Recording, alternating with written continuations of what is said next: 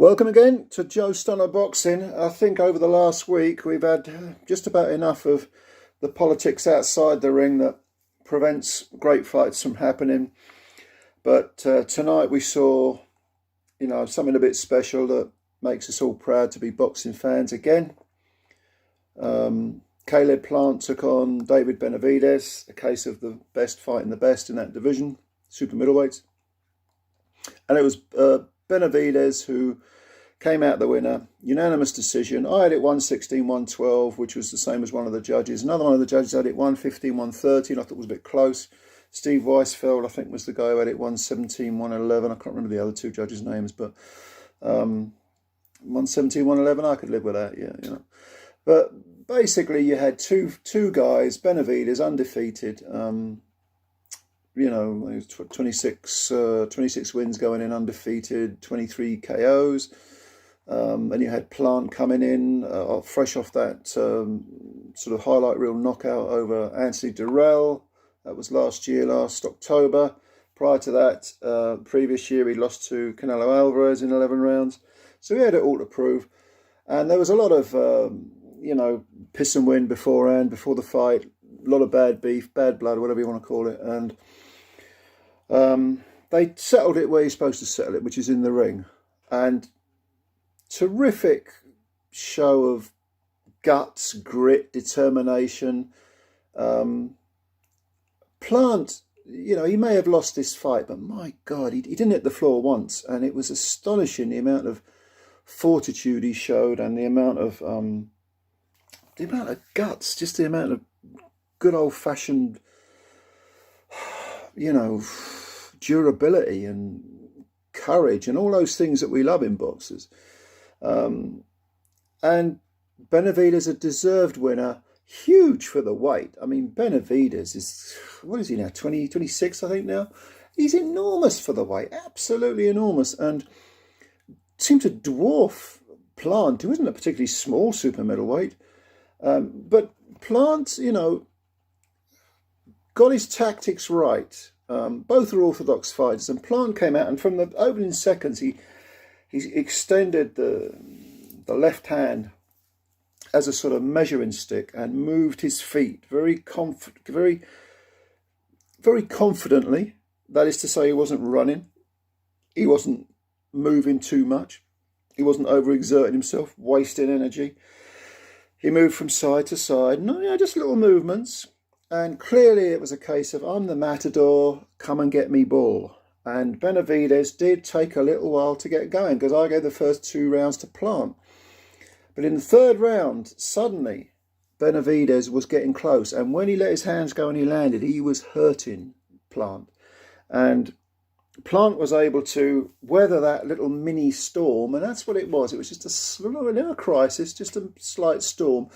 But perhaps it was a rather foreboding sort of round that third, because it showed Plant of what was to come. And of course, this was a 12-round fight. This was the WBC interim world super middleweight title, and of course it's a lot of garbage, because there doesn't need to be an interim so-called world champion. But it was 12 rounds, 36 minutes of fighting, and after 3 rounds, you could tell Plant was in for a tough night, even though I thought he came back and won the 4th. In the 5th, Benavidez again upped the tempo, started putting it on him, and stung him quite badly. And whenever, certainly for the first, even when he was winning rounds, whenever Benavidez got close, Plant was grabbing and holding and wrestling him. And Kenny Bayliss was the referee. He would not have, he should have really warned Plant a lot more anyway, and a lot earlier. And possibly he could have taken a point off at some point during the fight, because Plant was doing a lot of grabbing and holding and manoeuvring and wrestling and all this sort of thing. Clearly he didn't want to be up close and personal with Benavidez, and understandably so, because Benavidez, physically stronger, heavier hands, more imposing physically. Just Plant had to box and had to move, and after 5 rounds I had it 3-2 to Plant.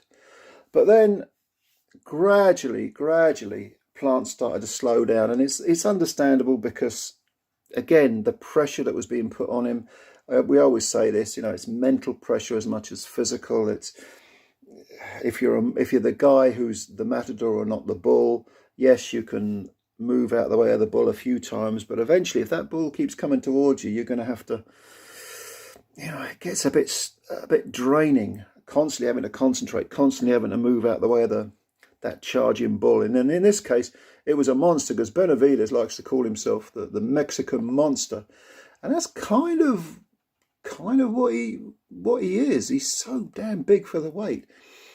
And then by the 8th round, I think there was a clash of heads, and Plant emerged with a cut.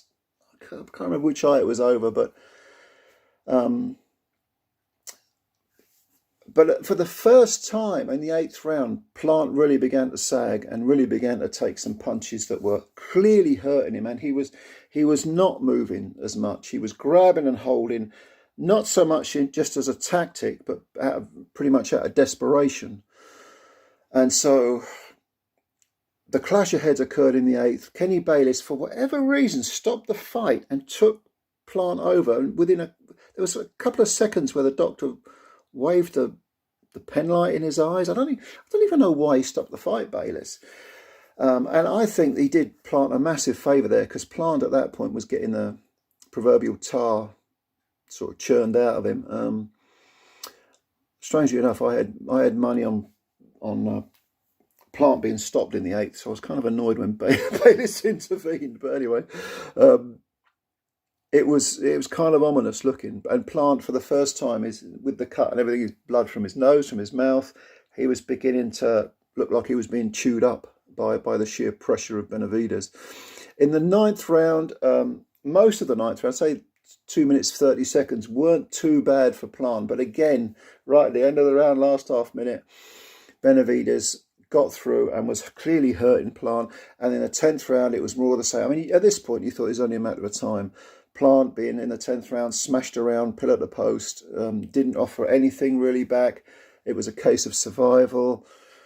Somehow he made it into the 11th, and he thought, well, surely it's going to be over now. But no, more of the same, being beaten up relentlessly. And by this point, of course, Benavidez was ahead on points, and really it was a survival case for Plant. But even in that 12th round, you were thinking, Benavidez is going to go for it now, and Plant's going to be, you know, trapped. Surely Benavidez will get the stoppage in this final round. But how can Plant? He must be running on empty. How can he survive any longer?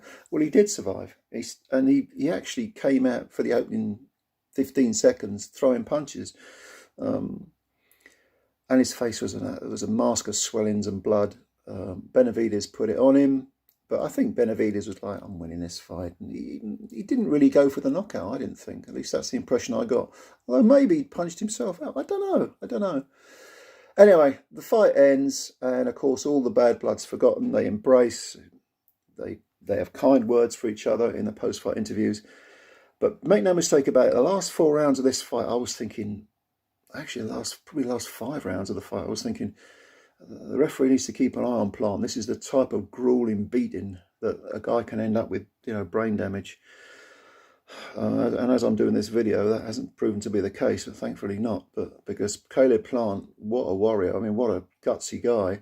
And all credit to Benavidez for, you know, not panicking in the early rounds when Plant was fresh, but not exerting himself too much, you know, measuring himself for the 36 minutes of fighting. He did so well, Benavidez, to do this, and he won that decision, deservedly so. Again, one of the judges had it 115, 113. I thought it was way too close. I had it 116, 112, 117, 111 I can live with, though. Yeah.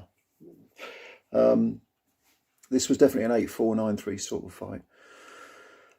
So, Plant himself, 30 now. Is he going to make another run for the title? I don't know. He wanted to beat Benavidez and get a rematch with Canelo.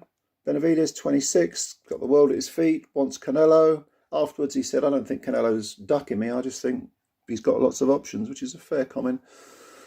But both these guys, credit to the sport, credit to themselves. And yeah, this was a very good PBC headliner. And on a good card, very, very good card. So let me know what you think if you saw it. What's next for both fighters? What do you think of the scorecards? What do you think of Plant's courage? What do you think of Benavidez? Do you think he can be outboxed? It would have to be a very big, powerful super middleweight to do that. And I'd love to see him in with Canelo, because Canelo's short. This guy's 6'2". Very, very imposing fighter. Canelo, what's Canelo? 5'7", 5'8"? That's a good fight. That's a good fight. So, Canelo's got to get older at some point, of course. But yeah, let me know what you think. Leave your comments below. Subscribe to the channel if you're new. Go and hit the subscribe button. It takes a second. It helps the channel out. And hit the like button if you don't mind. Thanks for your time. We'll speak again soon. Bye for now.